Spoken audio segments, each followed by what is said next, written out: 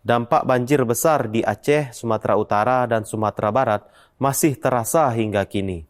Ribuan rumah tertutup lumpur dan gelondongan ribuan kayu. Berdasarkan data terakhir Badan Nasional Penanggulangan Bencana, korban jiwa sudah tembus 1.090 orang per 20 Desember 2025. Satu hal yang juga penting akibat banjir ini, kawasan penduduk dan sejumlah daerah aliran sungai rusak, bahkan hilang. Sejumlah lembaga pemerintah memang sudah turun ke daerah bencana, misalnya Kementerian Lingkungan Hidup, Kementerian Kehutanan, Satgas Penertiban Kawasan Hutan, dan yang terakhir, Badan Reserse Kriminal Polri. Penelusuran polisi sebetulnya sudah lebih maju, karena mereka sudah meningkatkan ke tahap penyidikan. Mereka tengah menyasar satu perusahaan yang dituduh membabat pohon secara serampangan. Siapa lagi yang sebenarnya harus bertanggung jawab? Mari kita kupas perkaranya.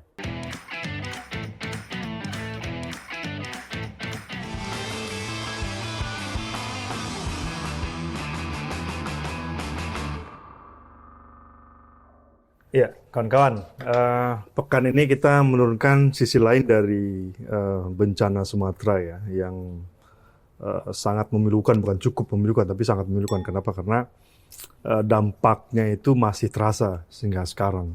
Di Aceh misalnya itu masih banyak ya, beberapa wilayah itu yang belum tersentuh bantuan gitu. Kemarin ada teman dari Takengon dan Gayo Luas mengabarkan mereka masih terputus gitu. Kalau Sumatera sih sudah tembus semua ya, Mama ya, tembus semua, dan Sumatera Barat sudah tembus semua, nah Aceh yang belum. Tapi begitupun meskipun bantuannya itu sudah mereka sudah mendapat logistik bantuan segala macam, yang menjadi pertanyaan berikutnya adalah rumah mereka ini kan sebagian kan belum bisa dihuni, ya kan? Yang Aceh itu karena terbenam lumpur, dan yang kedua itu adalah karena rusak karena kayak gelondong. Nah, gelondong-gelondong inilah yang menjadi salah satu fokus kita di banjir Sumatera ini. Jadi, dan ini kita mengacu kepada penyidikan Direktorat Tindak Pidana Tertentu Badan Reserse Kriminal Polri yang kemarin ya tanggal 10 Desember ya bersama Kementerian Kehutanan, bersama Kementerian Lingkungan Hidup, bersama Satgas Penertiban Kawasan Hutan juga turun tuh dari Aceh sampai Sumatera Barat. Cuman memang sejauh ini baru Bareskrim tuh yang menaikkan kasus itu ke penyidikan. Gitu. Jadi seperti apa kasusnya sebenarnya, Pep? Betul, setelah banjir 25 November kemarin, kita melihat ya di banyak tempat di Aceh, di Sumatera Barat, di Sumatera Utara, ada yang beda dari bencana ini. Karena bencana banjir diikuti dengan kayu gelondongan. Nggak hanya lumpur. Nggak hanya lumpur. Kayu itu jatuh dari atas, dari hulu, menghantam rumah warga. Bahkan kalau di Padang itu sampai jadi pulau kayu tuh di pantainya. Jadi delta ya? Jadi delta kayu gitu. Nah, disitulah polisi, aparat hukum sebetulnya banyak turun waktu itu. Memang polisi yang kemudian baru sampai lebih jauh proses hukumnya gitu. Turunlah mereka ke Direktorat Tindak Pidana Tertentu Bareskrim, turun ke 3 tempat sebetulnya. Di Padang, di Aceh Tamiang, sama di Tapanuli. Ada Tapanuli Tengah, Selatan, satu lagi Utara ya, di tengah itu. Tepatnya di daerah Garoga. Nah, dari 3 tempat itu, polisi sejauh ini baru menaikkan status di Das Garoga, daerah aliran sungai Garoga, karena di sana juga desanya itu hancur ya karena kayu. Disitulah kemudian polisi menemukan ada bukti pidana, naiklah kasus ini menjadi ke tingkat penyidikan, baru di sana ya. Di Aceh sama di Sumatera Barat, penyidiknya masih turun di sana, masih sampai hari ini masih di sana, masih menemukan lah unsur pidana dari kayu ini. Jadi ini betul seperti yang banyak orang bilang, ini bukan bencana alam, tapi ada penyebabnya tangan manusia di balik kejadian ini. Itu kan salah satu indikasinya kan gelondong-gelondong kayu itu kan. Jadi itulah yang menyebabkan yang menjadi objek ya penyidikan Bareskrim asal usul gelondong kayu itu, dan punya siapa itu sebenarnya? Nah, setelah polisi turun ke sana, bahkan kita juga turun ya, langsung ke sana. Kayu itu kan identik ya, bisa kita lihat ini kayu apa dan dari mana gitu. Kan kita bisa menelusuri Oke. alur sungainya Iya, gitu. iya. Dan disitulah polisi akhirnya menemukan kok kayu yang ada di area hilir kok mirip ya dengan kayu yang ditebang di arah hulu gitu. Arah hulu ya. Disitulah ini punya siapa nih gitu. Disitulah ketahuan oh ini lahan yang dibuka untuk perkebunan sawit oleh PT Tri Bahtera Srikandi. Oke, Ini perusahaan perusahaan sawit ini nih. ya. Dia punya ada beberapa kebun sawit dan pabrik pengolahan sawit di daerah Sumatera Utara bagian barat. Kayaknya di arah hulu berarti Tapanuli tengahnya Iya, itu. Tapanuli, Mandailing, Natal, sekitar sana iya, gitu. Iya. Oh, ternyata di sana nih gitu, dugaan asal-usul kayunya. Kenapa polisi bisa menyimpulkan seperti itu? Karena jenis kayu yang ditemukan di desa yang hancur karena kayu itu identik dengan kayu yang ada di lahan yang dibuka di arah perbukitan. Polisi akhirnya memeriksa, bahkan direktur utama juga sudah diperiksa dari perusahaan ini. Mereka mengakui, operatornya juga mengakui gitu. Ya memang kita yang buka lahan untuk rencananya akan dijadikan kebun sawit ya. Di sana kan memang mereka perusahaan sawit gitu. Dan kasusnya sudah naik penyidikan. Kita sudah tanya polisi sih kenapa belum tersangka juga gitu. Polisi beralasan masih mengumpulkan keterangan dari saksi-saksi lain.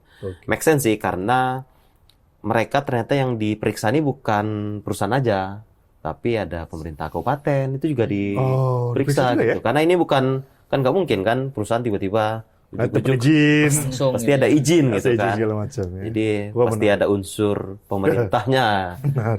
Kita nggak bisa tutup mata juga gitu kan. Siapa pemberi izinnya? Siapa pemberi izinnya segala Apakah macam. dijerat ya? Nah, cuman kita nggak tahu polisi sampai ke sana nggak nanti gitu loh. Nah, intinya belum penetapan tersangka, belum ekspos untuk penetapan tersangka. Ya kita tunggulah. Nah, liputan ini yang istimewanya adalah kita kan mengirimkan ya temen ya, ini Hamam ya, kita ke TKP ya, ke lokasi langsung bahkan ikut menelusuri bersama penyidik ya. Nah, tadi kan Pep udah cerita tuh, Mam, bahwa salah satu indikasinya adalah potongan-potongan kayu. Dan gue yakin kan lu pasti ke TKP tuh langsung ke Desa Garoganya, ke DAS ya. Pasti lu juga melihat bagaimana kehancuran ya di sekitar Desa Garoga dan DAS Garoga. Tapi yang pertama adalah memang bagaimana kayu itu memang kayu tebangan ya, bukan gelondong alami ya. Iya. Jadi cerita dikit ya Bang ya. Boleh, silakan. Saya tuh berangkat tanggal 9 Desember dari Jakarta ya. Iya, sama Dirti Piter ya. Saat itu sebenarnya awalnya saya lagi tanya-tanya aja tuh, Pak update-nya gimana penyelidikan kan, saat itu belum penyelidikan. Ditelepon, kamu ikut aja, yuk cek sendiri gitu. Oh, Tantangannya sama direktur ya. Sama direktur biar lihat sendiri gitu di lokasi kayak gimana. Akhirnya flight lah Selasa 9 Desember turun di Bandara Silangit ya, Tapanuli Utara. Jadi kendalanya ini untuk menggambarkan kenapa penyelidikan cukup takes time ya. Itu karena jalan masih banyak yang terputus. Ada jalur alternatif, cuman pasti lebih jauh gitu ya. Jadi perjalanan dari Tapanuli Utara ke Batang Toru, Garoga itu sekitar, saya berangkat jam 10 pagi itu sampai di dekat TKP itu di Batang Toru sekitar maghrib lah jam 6. Karena sempat ketemu jalan putus, mobil nggak bisa lewat, kami jalan kaki terus kemudian. Karena terputus ya aksesnya. 8 jam juga kira-kira 8 jam. 10 Desember berarti itu sekitar sudah hampir 2 minggu loh itu hitungannya masih terputus ya. Iya. Peristiwa kan 25 November kan? Iya. Karena kan cuaca masih hujan terus. Hujan terus ya. Nah, longsor datang lagi. Oh, masih ada longsor ya? Masih ada longsor baru tuh masih banyak. Nah, kemudian itulah malam itu Selasa 9 Desember penyelidik itu rapat lah. Kemudian Dirti Piter ini, Brigjen Irham ini coba ngecek temuan-temuannya seperti apa. Nah, setelah rapat malam itu baru akhirnya bukti-buktinya kuat. Ada peristiwa pidana di sini. Kenapa kemudian di Garoga ini relatif lebih cepat ya ketimbang yang lain? Tadi kan Bang Feb cerita bahwa di Amiang dan juga di Padang kan sebenarnya udah ada penyelidikan juga, tapi masih stuck nih belum naik sidik. Oke. Karena ini kalau klaim polisi itu kausalitas antara temuan balok kayu itu dengan dampak bencana itu signifikan. Ada kausalitas kuatnya gitu. Oke. Coba saya gambarin Oke, ya di silakan. belakang ya. Nah, ini kan TKP di sini ya, di jembatan ini. Ada Jembatan Anggoli dan jembatan Garoga. Garoga. Dua, ya? Jadi ada sungai itu membelah dua. Nah, di tengah itu sebenarnya ada desa nih. Ini desa Garoga. Nah, jadi saat terjadi banjir bandang 25 November itu dua jembatan ini kan kesumbat. Tersumbat sama kayu-kayu. Jadi saat ke lokasi tanggal 10 Desember itu kami bisa lihat nih yang tadinya sungai udah nggak wujud sungai. Itu gambarnya tuh Om ya. Nah, Itu ya. ini ya. Itu ya, Bu, itu ya. Iya, ini Jembatannya itu ya. Ini jembatan. Airnya udah nggak ada, Bang. Wah, airnya udah nggak ada. Nah, air yang bentuk aliran baru di tengah yang tadinya rumah-rumah warga. Pindah alirannya. Pindah alirannya di tengah. Jadi sungai itu udah kering gini, tapi bikin aliran baru. Nah, itu tadi permukiman. Nah, kausalitas antara penyumbatan jembatan oleh gelondongan itu yang kemudian bikin peristiwa pidananya cepat ditemukan di sini gitu ya. Nah, kurang lebih gitu. Tadi diceritain kan bahwa setelah itu dicek nih di area hulu dan ketemulah 4 sebenarnya bukaan lahan PT TBS di kilometer 6 sama kilometer 8, itu total luasnya sekitar 63 hektar. Tapi yang masuk Das Garoga itu cuma 2 titik. Itu luasnya 30 sekian hektar lah ya. Nah, kenapa harus dipastikan yang masuk Das Garoga yang kemudian jadi objek yang disidik ya? Karena kalau dari orang Kementerian Kehutanan atau Kementerian LH itu cerita, kalau kita mau ngidentifikasi penyebab banjir di suatu das, itu harus dari lahan yang masuk area das itu. Jadi di punggungan bukit yang beda tuh udah. Ya. Nggak mungkin dia nyebrang ya, lompat. Iya. Dia nggak mungkin lompat. Jadi longsorannya pasti di iya. gitu. Jadi kurang lebih gitu. Nah, sampai tanggal 10 Desember itu sampel kayu yang diperiksa jumlahnya sekitar 45. Ini saya cek datanya ya, dapat datanya dari Banyak juga ya. orang Kementerian Sampelnya. Kehutanan. Itu sampel ya, Bang. Cuma kalau kayu itu ribuan, cuman mereka saat itu pusingnya karena mereka belum bisa ngitung volume ini kayu berapa kubik gitu ya. Tapi kurang lebih sampel yang diperiksa itu 43, teridentifikasi 15 jenis pohon. Nah, dari 15 jenis pohon itu ada 2 kayu, 2 pohon yang itu cukup banyak jenisnya di situ. Di 2 TKP. Di 2 TKP PT TBS tadi ya. Itu 2 adalah karet sama bayur. Bayur. Itu kalau karet kan tanaman budidaya ya, maksudnya kalau nggak salah ya di peraturan. Nah, kalau bayur ini tanaman rimba lah kalau nggak salah. Tumbuh alam. Tumbuh alami di hutan. Iya. Nah, 2 tanaman itu ditemukan juga sampelnya ada di lahan bukaan milik PT TBS PT itu. TBS. Itu ketika tim penyelidik naik ke atas, itu masih banyak tunggul-tunggul kayu gitu. Jadi bekas potongan itu. Nggak ada akarnya deh. Kalau akar tuh roboh alami kan ada akarnya tuh. Tapi dia rata ya. Nah, di TKP tadi jembatan itu kalau saat saya lihat di sana, sebagian kayunya itu kayu potongan, kelihatan jelas gitu. Ada bekas chainsaw gitu ya. Bahkan yang ada akarnya pun potongannya rapi rata ya, rapi. gitu ya. Ya. Nah, itu dicek ke atas, ternyata ada di lahan bukaan milik PT TBS. Itu. Tapi memang kalau dilihat kemarin berdasarkan diskusi ya, saya dengar juga dari tim penyidik, total sebenarnya ada 110 bukaan. Terus perlu bukaan ya. Di Di sepanjang- daerah Hulu Das. Das Garoga itu ya. Hulu Das Garoga. Cuman memang klaim mereka ya, yang korporasi itu cuman milik PT TPS ini. Yang lain milik warga segala macam dan luasannya nggak terlalu Luas. Iya. Sejauh ini itu. Memang kalau dari itu, di polisi, ternyata yang menjadi objek dari pelanggaran, dari itu memang harusnya kan kayu itu setelah terlepas dari legal atau nggak legalnya, kayu itu setelah ditebang, dipotong kecil-kecil, ditimbun gitu ya. Harusnya gitu, menurut keterangan polisi yang kita gali. Itu yang kemudian tidak dilakukan kan di bukaan yang 2 itu akhirnya ketika menggelinding ke bawah tuh ukurannya ya Besar-besar. besar Besar gitu. banget segini nih. Dan itu menutupin sungai ya sampai rata segala macam dan menghancurkan rumah warga itu yang paling penting. Iya. Gitu. Jadi mereka Jadi ibaratnya kalau ngobrol sama warga itu mereka cerita, "Bang, ini kalau nggak ada kayu, kami Aman. kayaknya rasa mereka bisa nyelamatin diri lah. Oke. Tapi karena kayu ini ya mereka ketabrak kayu segede itu gimana mau?" iyalah kepentung, ketimbun dan segala macam gitu kan. Kalau air kan masih bisa ditahan lah ya. Iya, nambahin dikit. Oke. Kalau di istilah kehutanan tuh ada TPKH ya, tempat penimbunan kayu hutan. Jadi sebenarnya kalau kayu udah ditebang tuh harusnya tadi dipotong kecil-kecil, ditimbun dalam tanah. Iya. Kemudian di PT TBS ini diduga tidak melakukan mekanisme itu, sehingga kalau terjadi hujan ya longsor dan langsung masuk ke aliran sungai. Ditambah lagi kemiringannya lahan itu cukup miring. Jadi sebenarnya nggak ideal tuh buat bikin bukaan lahan sawit. Oke. Curam lah ya, agak curam Curam. gitu ya. Ada istilah di permen KLHK tuh kecuramannya lebih dari bukan derajat ya, lebih dari 40%. Cuman hitungan persen-persennya agak bingung. Oh, iya, angka baru nih. Biasanya kan derajat ya kalau Iya. kecuraman ya. Persen. Nah, begini, Mam. Di sana itu, lu kan arti kan melihat ya tim Dirty Peter mengambil sampel segala macam gitu. Dan dari rapat-rapat pertemuan-pertemuan itu apa yang menyebabkan mereka kemudian memutuskan ini naik ke penyidikan? Mam. Jadi peristiwa kalau Dirty Peter-nya bilang ini peristiwa pidananya jelas gitu. Tadi ya, kausalitas antara Oke, kayu kausalitas ya. dengan adanya korban, banyaknya korban dan kerusakan. Itu jelas. Kemudian yang masih jadi hambatan, ini bahasa mereka adalah ini tinggal menguatkan bukti untuk siapa yang bisa dipertanggungjawabkan gitu.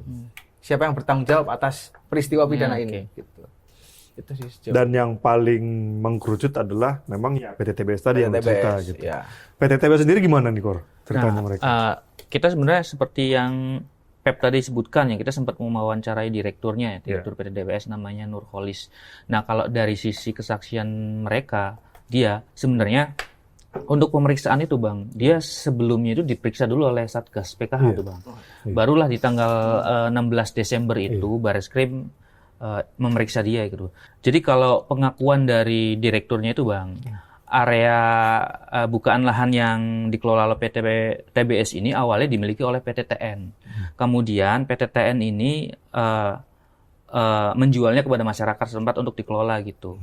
Nah, lalu barulah TBS ini membeli dari masyarakat itu setelah PT TN tadi gitu.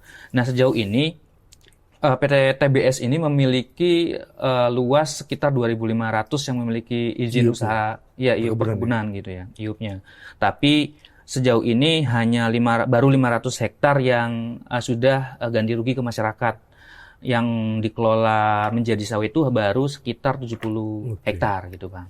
Nah, terus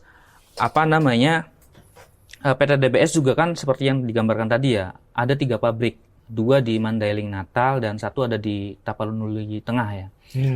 Dan kita sempat telusuri juga kepemilikannya, Bang. Memang di situ ada kepemilikannya itu mayoritas oleh Marice Maria Simarmata ya. Itu mayoritas sahamnya dimiliki oleh dia gitu.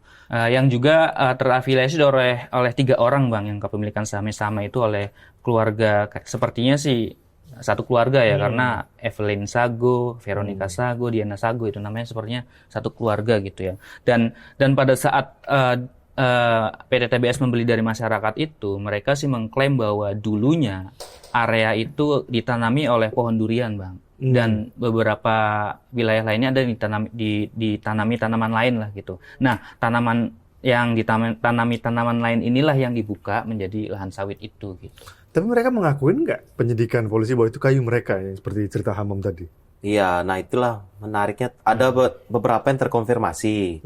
Contohnya gini loh, jadi ketika Hamam ke sana, penyidik ke sana, ada nih gelondongan pohon duren, ya kan?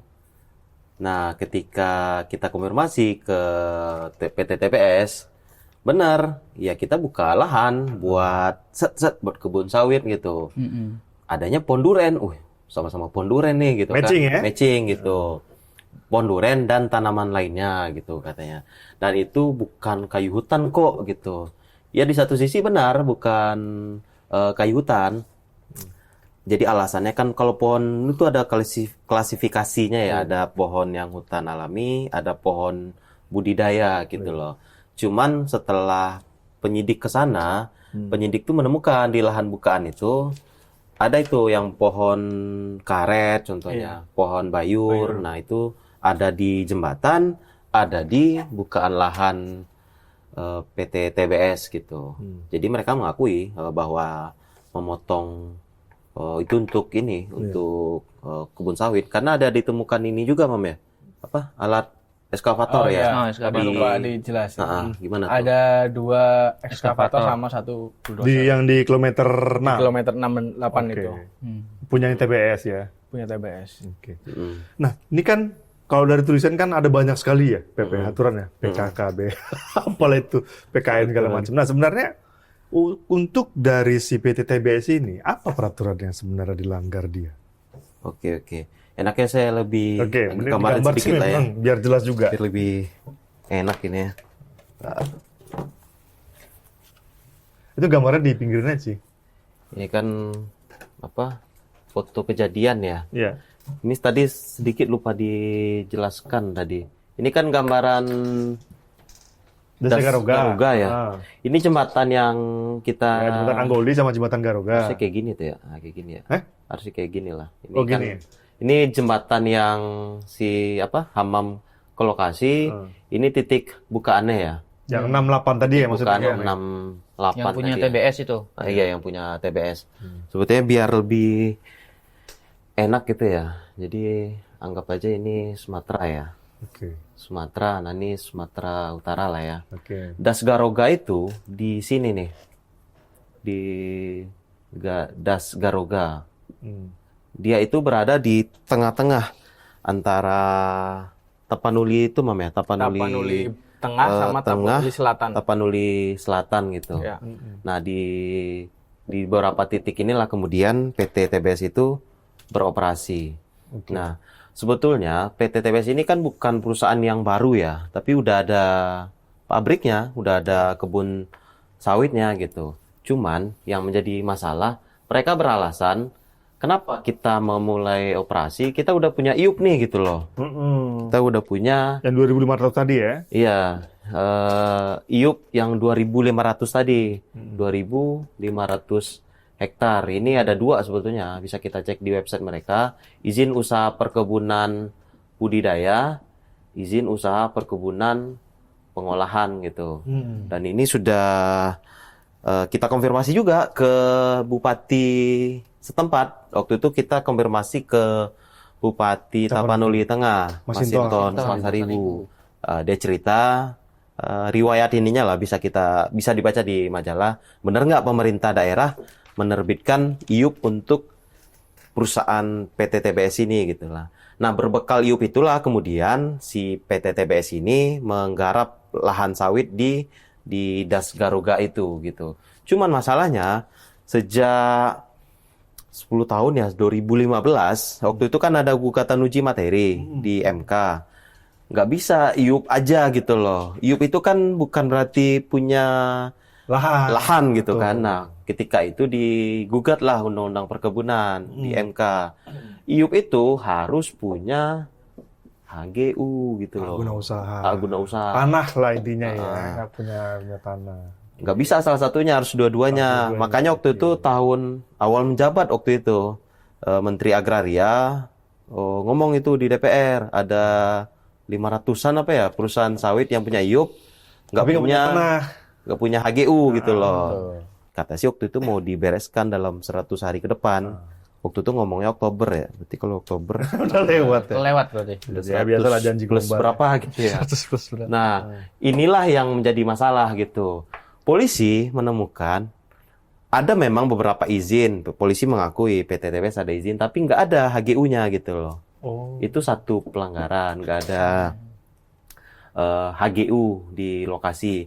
PT TBS memang beralasan dan itu dirilis juga di situs mereka memproses sedang mengurus HGU gitu loh. Nah, ini menjadi sorotan narasumber kita, bisa dicek di majalah. Kalau nggak ada HGU, belum lengkap perizinan, kenapa berani menebang gitu. hutan ya? Buka lahan menebang itu. kayu ya? Menebang kayu itu satu. Nggak ada HGU ya, hanya ada IUP gitu. Nah yang kedua, yang tadi tempat penimbunan kayu hutan tadi. Yang dibilang Hamam tadi ya, TPKH. Jadi setelah ditebang, pohon yang nggak dipotong-potong kecil dan ditimbun, itu temuan polisi, malah dibiarin aja dibuka lahan itu. Makanya waktu itu polisi bilang kepada kita juga, unsur material dari pidana ini udah terpenuhi gitu. Terlepas dia beli tanah ke warga atau siapa, intinya dia yang motong lah gitu. Nah, baru yang ketiga, yang di unsur mekanisme yang ketiga, secara aturan, jadi secara fakta, memang kan tadi Direktur PTTBS bilang, oh ini bukan kayu hutan kok gitu. Memang kebun warga, memang PTTBS ini bukan di hutan, dia itu berada di atas APL, area penggunaan lain gitu, ya kan. Cuman di Das Garuga ini kan bukan lantai semen gitu ya, kan ada pohon di atasnya gitu kan.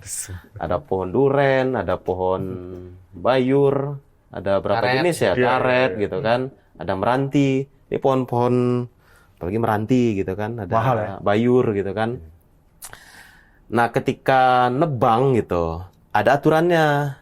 Jadi itu ada, walaupun di atas APL ada ketentuan di kementerian gitu. Kalau dia pohon alami gitu, ada namanya, jadi untuk menebang ini ada aturan soal persetujuan kayu kegiatan non kehutanan gitu. PKKNK. PKKNK itu di Peraturan Menteri Lingkungan Hidup nomor 8 tahun 2021. Oke, satu-satu. Saya jadi jago nih. Jadi masalah kehutanan. Jadi konsultan nanti. Jadi konsultan. Nah, PKKNK namanya. Ada dua mekanisme sebetulnya. Kalau dia taat ya, PKKNK. Nah, dia nih masuk ke sistem OSS ntar nih. Saya mau nebang sekian. Karena ujungnya ini berkaitan dengan PNBP. Jadi kan ada pungutan kan? Ada pungutan gitu. Satu pohon itu kan. Gitu. Kalau nggak PKKNK atau mekanisme pemegang hak atas tanah. Ini yang HGU tadi. Kan PHAT itu ada hak atas tanah itu kan banyak. Ada SHM, ada HGU. Nah, kalau kebun kan HGU. Ujungnya ini akan pemasukan buat negara. Tetap PNBP ya? PNBP. Ada namanya di Permen itu provisi PSDH namanya gitu. Sebutannya di PNBP-nya. Nah, ini berlaku untuk pohon yang tumbuh alami. Kalau pohon yang enggak pohon budidaya, itu juga ada aturannya, aturan pengangkutan lah gitu. Nah, sumber kita cerita mekanisme inilah yang tidak dilakukan oleh PTTBS. Makanya ketika dicek di sistem, nggak ada nih pengajuan pengelolaan kayu ya di sistem itu. Dan patut diduga nggak bayar PNBP juga gitu loh. Kira-kira gitulah ininya. Rangkaian dugaan pelanggaran yang dilakukan oleh PTTBS. Sedikit saya singgung soal penerbitan IUP ini. Tadi kan polisi itu meriksa kepala pemerintah kabupaten gitu. Karena memang sawit itu untuk penerbitan IUP itu kalau dia itu lintas provinsi itu menteri. Menteri. Kalau di dalam provinsi gubernur. Ya kan. Nah, kalau di dalam kabupaten yaitu pemerintah kabupaten, bupati, wali kota gitu. Nah, apakah IUP ini sudah diterbitkan sesuai prosedur? Nah, kita lihatlah nanti hasil dari penyidikan polisi ya terkait itu. Tapi pemerintah daerah itu yang menerbitkan IUP yang 2.500 tadi. Nah, PKKNK PHT itu, Mam, kemarin pas penyidikan itu udah muncul, Mam, di penyidikan itu ya? Iya. Barreskrim. Jadi kemarin ya termasuk kalau teknis-teknis kemarin saya diskusi sama orang Kementerian Kehutanan. Oh, ada di sana juga ya? Ya, karena kan yang paham gitu kan sama Badan Pengelola DAS ya, daerah sungai. Jadi sebenarnya masukan dari mereka. Jadi kalau dari orang Kementerian Kehutanan tadi yang kayak dibilang memastikan bahwa PTTBS itu nggak pakai mekanisme kehutanan, ya, baik PHAT atau PPKNK gitu. Nah, itulah yang masuk dalam dugaan pelanggaran. Tapi soal proses pidananya kemarin kan polisi bilang bahwa itu urusan lain lah Yang penting yang nebang siapa ini. Oke. Yang nebang dugaan kuat diduga itu PT TBS, ya itu yang. Sorry, pakai pasal apa polisi ya? Undang-undang Undang-undang lingkungan hidup ya. Karena ini pelanggarannya lingkungan hidup. Sebab ada di APL, bukan di hutan. Oke, oh begitu. Nah, lu kan kemarin ke TKP tuh dari yang kilometer 68 tuh jalan kaki. Nah, Itu akhirnya cukup susah ya. Itu penyidik jalan kaki. Kebetulan saya nggak sampai atas. masih atas ya? Cuma di Nggak area kuat. akses susah. Ini akses susah. Iya. Kalau lihat video-video penyidik Iya, emang berat sih Medan itu. Medannya sangat berat ya. Jadi memang untuk menggambarkan bahwa memang hancur sehancur-hancurnya, bener ya? Kalau kita bilang sebutkan gitu ya. Daerah yang Batang Toru, daerah Garuga nih apa ya? Hutan ya, memang benar-benar hutan, boy. Hutan dan sekarang hancur gitu. Dan nah, ini kan menariknya ya. Dalam kasus ini kan sebenarnya bukan Barreskrim doang yang turun kan. Satgas PKH turun, Kementerian Kehutanan juga turun, Kementerian Lingkungan Hidup juga turun gitu. Nah, Kori bisa cerita nih mungkin. Setidaknya dari Satgas PKH dulu deh, sebelum kita masuk Kementerian Kehutanan apa Kementerian Lingkungan Hidup ya. Satgas PKH ini temuannya apa aja ya, Beb? Nah, Mereka dari Aceh kan? Dari Saya Aceh catat sampai ya, ke Bang. Sumatera Barat. ini soalnya agak banyak. Mereka temuannya itu lebih banyak daripada Barreskrim sih, meskipun belum ada yang naik ke penyidikan ya. Ya karena secara struktur Satgas PKH lebih lengkap organisasinya karena kan Iya. dia Kejaksaan Agung, dari Kejaksaan Agung, terus Kementerian dari Kehutanan dari gitu kan. Kementerian Kehutanan gitu-gitu kan. Dari TNI juga ada kan ya? TNI. Nah, kalau temuan Satgas PKH ini, Bang, ada 31 perusahaan dan individu, Bang, perorangan.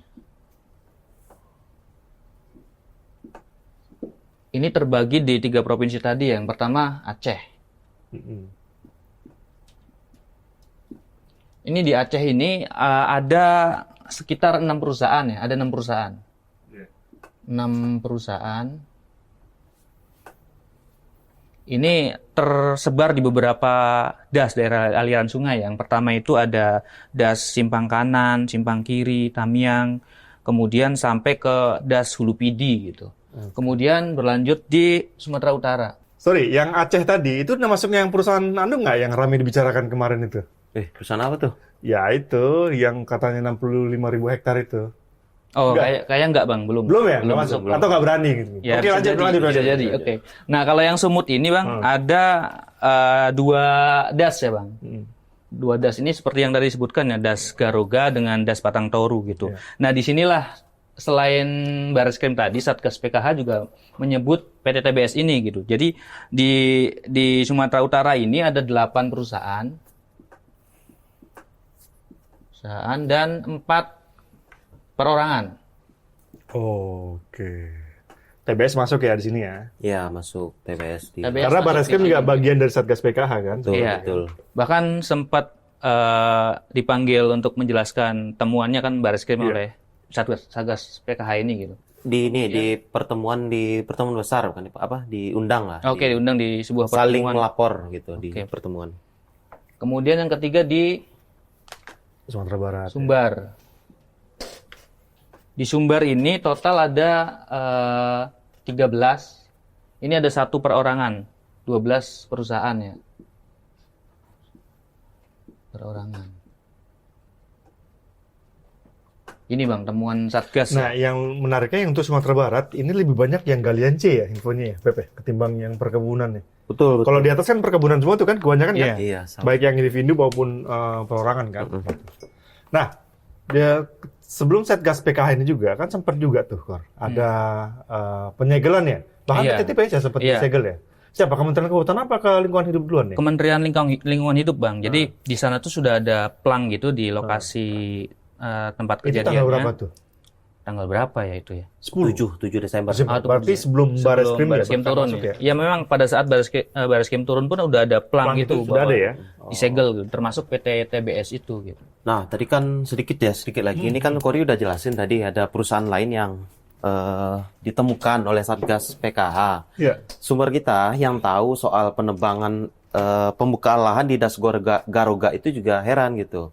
Karena menurut mereka di Das Garuga itu, misalkan TBS di sini, ada lagi perusahaan yang buka lebih Besar lagi besar sebenarnya. lagi gitu. Nah, benar aja di Sumut ini, contohnya kita dapat data gitu. Ada PT MST gitu kan. MST dia itu lakukan bukaan lahan 101 hektar Lebih besar ya? pada area Desa Anggoli, Tapanuli Selatan gitu. Dan ada perusahaan-perusahaan lain yang terlibat gitu. Kan ada 31 nih gitu. Ada yang PT TPL, ada PT AR gitu. Mereka ini yang teridentifikasi melanggar gitu. Makanya ada pertanyaan, nih TBS ini naik sidik apa karena paling kecil atau yang lain? Karena dia paling junior gitu ya, paling kecil ya. Karena yang paling lain 70 hektar karena ya. yang lain ini Ratusan hektar ya? bukan ratusan aja, raksasa ini. Raksasa semua ya? Raksasa korporasi gitu. Nah, satu lagi kejanggalannya memang, ini kenapa cuma Sumatera Utara ya? Aceh? Masa nggak ada yang begitu parah? Iya. Kalau dari cerita polisi nih Bang, sebenarnya mereka itu kalau untuk Sumatera Barat dan Sumatera Utara itu dari pekan pertama Desember udah deploy itu. Udah deploy ke Logistik, sana, disebar. Tapi untuk Tamiang itu saat saya datang ke Sumut ya, jadi tim tuh cerita bahwa ini baru masuk. Jadi ketika yang Sumbar dan Sumut udah laporan hasil penyelidikan, yang Aceh baru masuk. Aceh itu baru masuk karena aksesnya memang susah. Terputus ya. Iya. Putus gitu, terisolasi. Jadi sampai saat ini yang naik sidik baru di Garuga. Kalau yang apa namanya di Sumbar dan Aceh itu masih lidik dan Oke. belum ditemukan peristiwa pidana lah versi mereka ya. Nah, kawan-kawan, ini kan sudah hampir sebulan ya banjir bandang itu berlalu dari pertama yang 25 November itu. Ya kan, ini kalau Natal nih 1 bulan nanti peristiwanya. Jadi dan dampaknya itu kan sampai sekarang. Aceh, seperti saya bilang di awal tadi, Aceh itu masih terputus dan hasil penyidikannya pun masih belum maksimal ya, kalau boleh kita bilang ya. Di sementara korbannya itu sampai Selasa pekan lalu ya Pepe, sudah 1050 orang ya, BNPB mengumumkan sampai Selasa pekan lalu sudah jumlah segitu, sementara tersangkanya belum ada, ya kan? Dan apalagi kata Hamam tadi, untuk Aceh mereka belum bisa karena apa? Aksesnya masih terputus gitu, masih sangat terisolir lah kawasannya. Dan saya yakin kalau saja Satgas PKH, Kementerian Lingkungan Hidup, Kehutanan, bahkan Bareskrim ya, benar-benar turun nih ke Aceh nih, akan ketemu lebih besar lagi ketimbang di Sumatera Utara karena memang habis, betul-betul habis gitu, di Aceh gitu. Jadi ini akan menjadi PR kita ya, kita akan terus ya, Abang nanti tolong bantu dari Bareskrim, kita pantau terus, dan kita sih berharapnya polisi juga cepat ya, karena memang bagaimanapun polisi yang lebih dulu berani ya bilang ini naik ke penyidikan, sementara yang lembaga lain belum ya. Oke teman-teman, kita tuntaskan dulu. Mari kita kupas kasus yang lainnya untuk pekan berikutnya. Terima kasih.